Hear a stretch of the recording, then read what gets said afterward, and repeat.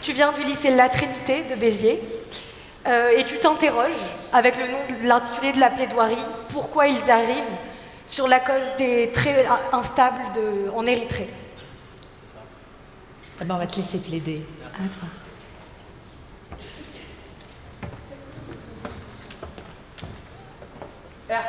Ertra, Seitan Kenelepsa Germain.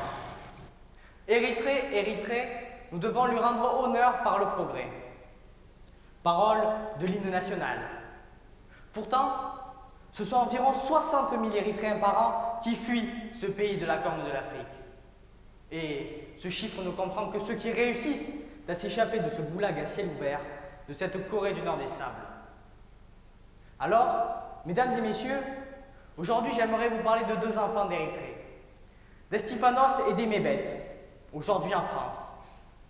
Tous deux ont affronté des épreuves inhumaines, traversé clandestinement le Soudan et l'Égypte, dont les contrôles aux frontières sont de plus en plus rigoureux. Se cacher, traverser de nuit afin d'éviter les gardes. Voilà leur quotidien durant ce long périple, long de plusieurs années parfois. Puis, traverser le Sinaï, où des trafiquants capturent et torturent parfois jusqu'à la mort ces Érythréens en quête de liberté, avant l'obtention d'une rançon, bafouant ainsi l'article 5 de la Déclaration universelle des droits de l'homme. Nul ne sera soumis à la torture, ni à des peines ou traitements cruels, inhumains ou dégradants. Comme eux, depuis 2009, 50 000 Érythréens sont passés par ce massif. 10 000 n'en sont jamais revenus. Et si par miracle ils survivent, il leur faut ensuite aller en Israël, prendre le bateau bondé d'un passeur, avec le risque d'un naufrage. C'est un périple de violence, de viol, de torture. Et Mébet est enceinte depuis son dernier viol. Estifanos, lui, a de lourdes plaies qui le font souffrir et qui lui remémorent ces séances de torture interminables où il a nombre de fois supplié ses bourreaux de lui donner la mort. Et alors? Pourquoi sont-ils partis? Pourquoi Estifanos et Emebet ont-ils fui cette prison à ciel ouvert? À cause d'un homme, Isaias Afewerki, héros de la Révolution, aujourd'hui devenu le dirigeant tyrannique et autoproclamé de ce pays, qui est l'un des plus violents et répressifs au monde. L'ONU en juin 2016, le Parlement européen en mars, Amnesty International en 2015 et 2016 dénoncent cette situation. Ils accusent même l'Érythrée de crimes contre l'humanité.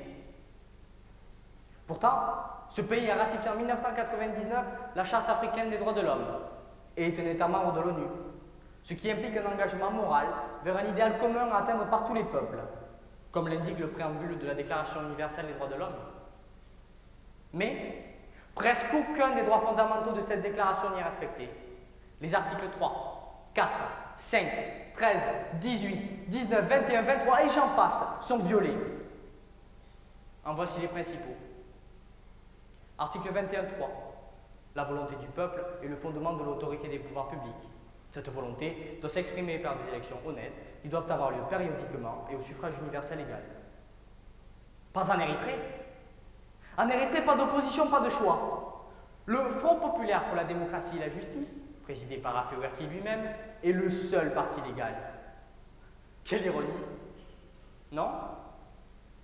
Pourtant, la Constitution adoptée en 1997 prévoit des élections libres. Elle n'a jamais été appliquée. Afewerki n'a jamais été élu.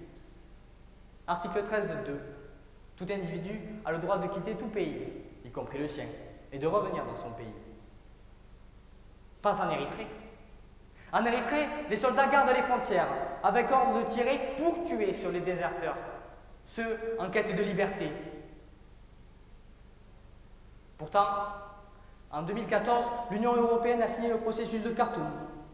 Elle s'engageait à aider financièrement les gouvernements africains, en échange de quoi ceux-ci renforceraient leur contrôle aux frontières, afin d'éviter un flot massif de migrants vers l'Europe.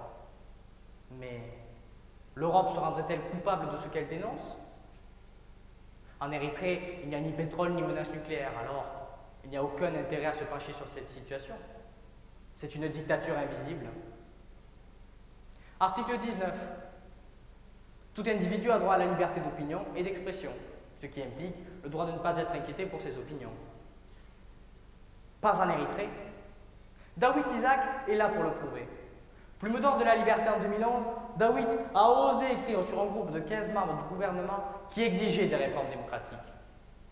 Il est, depuis 2001, emprisonné arbitrairement, tout comme ses anciens ministres et tant d'autres dans son pays.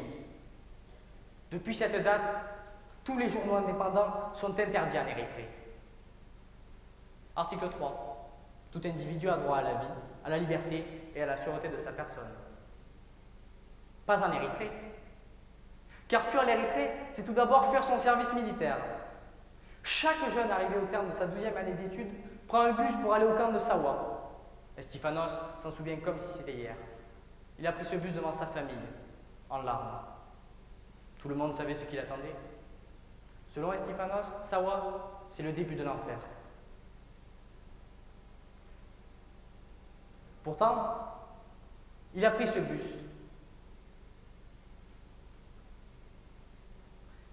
Et en prenant ce bus, en arrivant à Sawa, il a compris qu'il y avait un moyen pour ne pas y aller. Être enceinte ou avoir déjà fondé une famille. Je vous laisse donc imaginer ce que font les jeunes filles afin d'échapper à cet enfer. Pourquoi? Parce que dans ce camp, les jeunes filles sont asservies sexuellement, violées encore et encore. Et si par malheur, garçons ou filles, ils ne respectaient pas les règles, alors les punitions pleuvent. Simple rappel à l'ordre ou pire. Et le pire arrive, bien trop souvent. Rester dehors de 22h à 4h du matin, agenouillé et les mains derrière la tête, courir 2 heures au moment le plus chaud de la journée, être frappé avec des bâtons, être enduit d'eau sucrée et rester dehors afin de se faire piquer par les moustiques.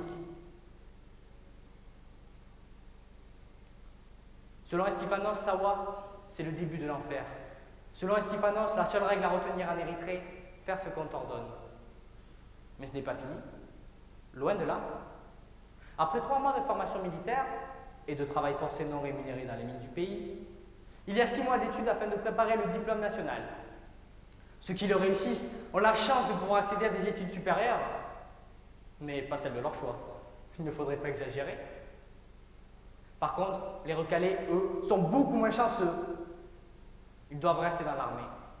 Et cela peut parfois durer plus de 20 ans. De quoi détruire une vie. Et maintenant, y croyez-vous? Que faisons-nous? Mesdames, Messieurs, aujourd'hui, devant vous, je demande solennellement de reconnaître l'État érythréen ainsi que son dirigeant autocrate comme coupable de la brutalisation de sa population, coupable directement et indirectement de la mort de sa population, coupable de l'absence de droits fondamentaux, coupable de crimes contre l'humanité. Afewerki ne devrait-il pas être jugé par la Cour pénale internationale de La Haye? Je le demande. J'appelle à sa condamnation, ainsi qu'à un éveil des consciences, afin de dénoncer cette tragédie humaine. Car, comme le dit si bien Albert Camus, mal nommer un objet, c'est ajouter au malheur de ce monde. Alors ensemble, nommons-le, allégeons le malheur de ce monde, et agissons. Car, maintenant, vous savez pourquoi ils arrivent.